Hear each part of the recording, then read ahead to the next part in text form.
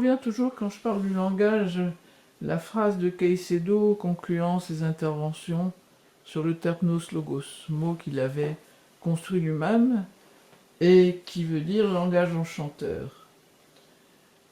Et dans la construction des séances de sophrologie, il dit bien que petit à petit, le langage, donc la personne du sophrologue, doit petit à petit disparaître pour terminer sur cette phrase qui choque certains d'entre vous. Le meilleur des terpnos logos, c'est le silence. Seulement pour construire ce silence, eh bien, il faut bien connaître le langage et connaître particulièrement bien le langage que nous employons, chacun d'entre nous, ou la manière dont nous pratiquons l'acte de parole. Ça va être tout le sujet de mon livre. Travailler le langage d'une manière générale, comprendre comment le langage fonctionne, parce que le langage est un outil, c'est pas tout d'un coup quelque chose qui nous est donné, c'est une construction, ça a des règles, des impératifs, et le fonctionnement d'une phrase correspond à un fonctionnement de notre façon d'être avec l'autre ou de vouloir transmettre. En sophrologie, on a plusieurs temps du langage. Alors, bien entendu, je ne parlerai pas des temps de dialogue, le post-sophronique où on parle davantage, mais aussi le pré-sophronique, où on approche d'une séance. Ces temps-là sont des langages dans un niveau de conscience habituel, ordinaire. Qu'est-ce qui se passe avec le langage quand on commence à changer de niveau de conscience? Au début, dans les premières séances des relaxations dynamiques, et Carrie, tu as dû t'en rendre compte toi-même, notre cervelle continue à fonctionner parce qu'on cherche à comprendre ce que dit le sophrologue. On est dans un langage qui doit être explicatif. Les personnes ne savent pas ce qu'on va leur proposer. Donc, la première partie d'un langage dans une séance reste à ce niveau explicatif. Mais s'il est trop abondant, on va rester dans l'intellectuel. Donc petit à petit, quand on se rend compte que les participants, les sophronisés, puisque c'est ce qu'ils sont au début, puisque ce n'est pas eux qui dirigent la séance, quand on comprend que petit à petit ils sont tout à fait capables de mettre en place les stimulations qui leur ont été proposées, le praticien doit changer de langage, le faire plus discret, mais il doit rester présent. Oui. Il doit juste guider. Voilà, et la phrase va s'amenuiser. Mais le praticien sait bien qu'en faisant ça, lui-même aussi est en train de disparaître. Ceci va nous poser un autre problème que nous verrons un peu plus tard. Donc c'est ça que je fais dans mon ouvrage sur le langage. Et comme je suis encore professeur de lettres, que j'ai affaire à des classes d'examen, je me dis, bon, quand on lit des ouvrages de linguistique, ils sont terriblement savants, terriblement précis, terriblement complexes à lire pour le lecteur ordinaire. Je veux écrire un livre qui va être compréhensible par mes élèves, je dirais d'un niveau de seconde à peu près, bien entendu qui va être compréhensible par les sophrologues, mais aussi par toute personne qui a envie de dire tiens, comment ça fonctionne. Ce truc que j'emploie tout le temps et que je crois maîtriser parce que je parle facilement, mais est-ce que je parle bien? Est-ce que je parle juste par rapport à la personne qui est en face de moi, par rapport à mon projet en face de cette personne, par rapport au projet de la personne en face de ce que je suis en train de dire? Et comme j'ai entendu pas mal de sophrologues, que la différence, elle est quelquefois ténue entre la relaxation, l'hypnose, le rêve éveillé, les images mentales, eh bien, qui ont chacune leur justification et leur emploi à un moment ou à un donné ou à un autre. Là, je vais pointer dans ma propre pratique du langage les différents moments de comment je parle à l'autre, avec l'autre, ou pour l'autre, ou quelquefois contre l'autre. Je suis à la fois professeur, j'ai une parole de professeur qui emploie certaines formules, certains tons, certains rythmes de phrases.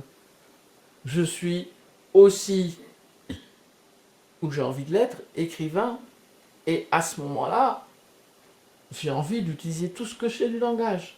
Et mon but là n'est pas du tout d'expliquer ou de laisser l'autre prendre sa place, c'est de dire toutes les images que j'ai dans la tête. C'est une autre écriture aussi. Donc le livre que j'écris à ce moment-là, il est ça. Et les stages que nous avons construits, c'est pour petit à petit apprendre aux personnes qui viennent en formation chez nous à se taire. Et je me souviens que Bernard me confiait dans les premiers temps, les premiers stages, le premier cours sur le pouvoir, et que je disais cette phrase qui vous a quelquefois fort agacé au début, c'est « nous travaillons à être quittés, et nous travaillons à nous taire ». C'est extrêmement dérangeant. Oui, parce que finalement, quand on fait des séances de sophrologie, on devient autonome en fait. C'est le but. Voilà, on arrive à acquérir l'outil et voilà, et à être autonome et se faire ses séances. Et on n'a plus besoin de mais on n'a plus besoin du sophrologue. La parole reste là, très discrète, pour être simplement une sécurité. C'est ça. Voilà.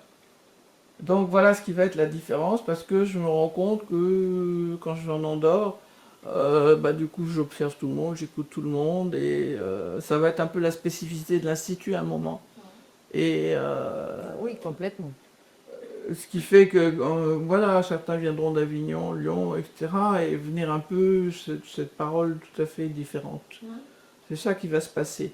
Et parallèlement, donc voilà, il y a la scission. C'est pas à cause de ça, parce que Caicedo s'est contenté de recevoir mon livre en me disant « Mais Madame Hélène, le langage n'a pas d'importance. » J'aurais aimé qu'on en parle un peu, mais bon, voilà, c'était un peu rapide. C'est pas ça qui a créé la scission. Moi, ce qui a créé la scission, c'est de sentir que certains n'étaient pas considérés comme il aurait été juste de le faire. Alors je suis parti de la première. Bernard a eu plus de mal parce que Caicedo faisait partie de sa vie depuis plus longtemps. C'est vrai qu'on avait de bonnes relations. Madame Caicedo était du Nord comme ma belle-mère. Ma belle-mère faisait des tartes pour Colette Caicedo. Enfin, mais voilà, ça a été plus difficile pour Bernard. Et là, au début, on était un peu seuls. On n'était que 2-3 écoles. D'abord donc avec Paris, Luc Audouin et Christian Gagnère et Floriane à Lyon. Alain Zully nous a rejoint après. Et donc nous avons créé la CEPSC à ce moment-là, la Fédération des écoles professionnelles en sophrologie. Bon, nous avons renoncé d'ailleurs évidemment à l'appellation école caïcédienne, mais nous avons toujours dit que nous proposions une sophrologie caïcédienne, avec les 4 piliers de la sophro, qui sont, je te le rappelle, le principe d'action positive, le schéma corporel comme réalité vécue, la réalité objective et l'alliance. Et c'est sur l'alliance que moi je suis parti d'Andorre. Parce qu'à partir du moment où tu ne considères pas l'autre comme ton égal, tu n'es plus vraiment dans cette alliance, et c'est ce que je ne sentais plus en Andorre. Donc, nous créons donc le syndicat aussi. Alors, le syndicat, j'étais la première présidente, mais c'est pas moi qui travaillais à faire tout ça. Il y avait... Le premier syndicat aussi, il y avait pas... C'est le premier, il n'y avait pas de syndicat. Et Bernard disait qu'il en fallait un. Et il y avait toute une équipe qui travaillait dessus à Lyon, sur ce qu'on mettrait dedans, etc. Donc le travail de base a été fait à Lyon, mais il fallait que quelqu'un veuille bien prendre la présidence. Et je me souviens, on était en voiture, on allait vers Lyon, on allait vers le lieu de Floriane. Et dans la voiture, il était là, il y avait sans doute Luc, Floriane et Bernard et Christian. Ah non, non, non, on n'a pas le temps, c'est trop de boulot, on veut pas, etc. Et j'étais petite tassée dans le fond de ma voiture, et je me dis, aïe, aïe, aïe. Bon, j'avais bien compris, je comprenais très bien ce qui était en train de se passer. Et alors, il dit, bon, si je comprends bien là, vous êtes en train de me dire que, ben oui, Bernard, ça serait bien.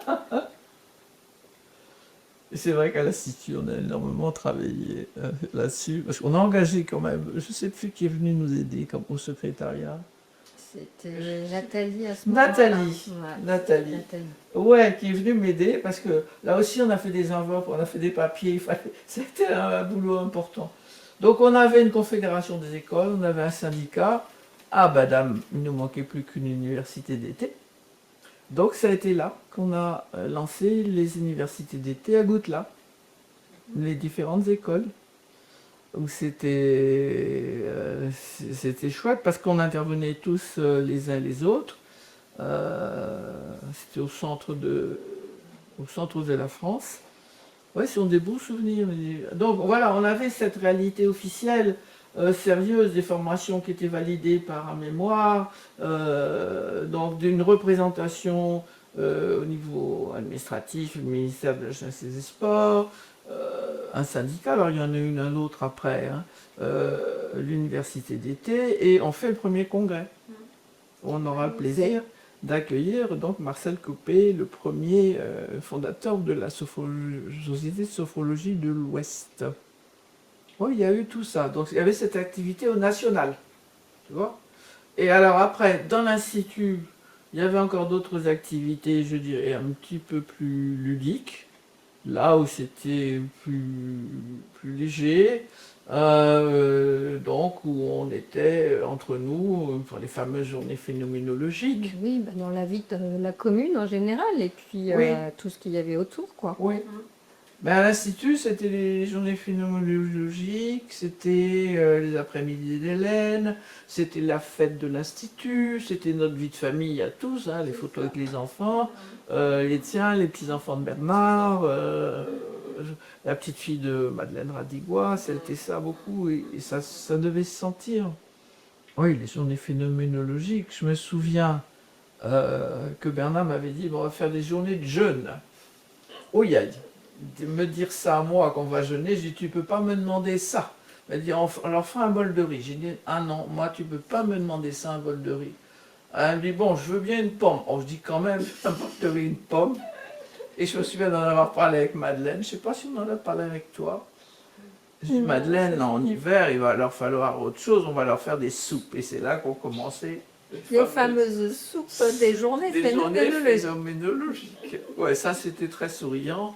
On avait des bonnes recettes quand même. Oui, très bonnes soupes. Alors, tu m'en as peut-être pas parlé, mais j'ai goûté les soupes. Oui. Bah, je me demande s'il n'y avait pas une naissance chez toi à ce moment-là. Oui, oui, oui, oui. Ben, de toute Probablement. façon, toi, oui, quand tu as travaillé sur le syndicat, oui, oui, moi c'était mon troisième C'est ça. enfant, donc c'est pour ça que j'ai Voilà. en congé Voilà. maternité à l'époque. Mais bon, voilà, la vie de famille, les uns les autres, les réceptions, les mariages, les fêtes des enfants autour de la fontaine, enfin c'est oui, très sympa. Et dans le bourg, c'était pareil, parce qu'on a eu c'est important aussi, c'est pas parce qu'on est... Souvent on nous dit, oui, mais la sophrologie, vous vous refermez sur vous-même, alors vous êtes là, le monde n'existe plus. Non, le monde est là, justement. La vie de famille à Nozay, la réalité donc nationale avec tout ce qu'on a organisé, et même dans le bourg, à Nozay, ça a été très présent. Ouais. Parce que d'abord, le maire nous avait donc demandé de faire une pratique pour les habitants de Nozay. Bernard, petit à petit, a proposé à tout le conseil municipal de faire des séances. Et, alors je ne sais pas si ça a été le seul, mais je pense quand même qu'on a été un des rares conseils municipaux de France à avoir tous ces conseillers formés à la sophrologie. Oui. Donc ça, c'était assez sympa. Et puis, on participait à beaucoup de choses. Hein. Bernard, bien entendu, chantait. Participait à la chorale. C'était formidable.